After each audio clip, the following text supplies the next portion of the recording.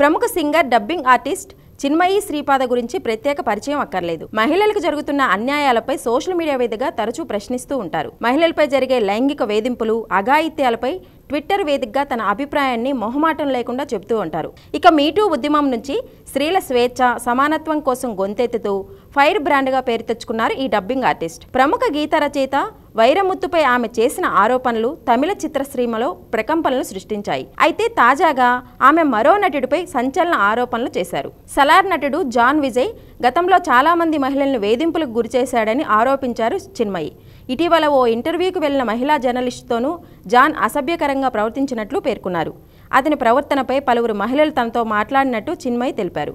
ఇందుకు సంబంధించిన కొన్ని స్క్రీన్ షాట్లను కూడా చిన్మయి సోషల్ మీడియాలో షేర్ చేశారు. పని ప్రదేశాల్లో, పబ్బులు, రెస్టారెంట్లో జాన్ విజయ్ మహిళల పట్ల అసభ్యంగా ప్రవర్తించినట్లు స్క్రీన్ షాట్స్లో ఉంది. ప్రస్తుతం చిన్మయి ట్వీట్ సంచలనంగా మారింది. జాన్ విజయ్ ప్రస్తుతం తెలుగు, తమిళ భాషల్లో విలన్, క్యారెక్టర్ ఆర్టిస్ట్గా రాణిస్తున్నాడు. ఓరంపో, సర్పట్టా పరంబరై, సలార్ పార్ట్ 1 లాంటి చిత్రాల్లో జాన్ విజయ్ నటించారు. సలార్ మూవీలో రంగా పాత్రలో కనిపించారు ఆయన. అలాగే చిరంజీవి నటించిన వాల్తేరు వీరయ్య, బాలకృష్ణ నటించిన భగవంత్ కేసరిలోనూ కీలక పాత్రలో ప్రేక్షకులను మెప్పించారు జాన్ విజయ్.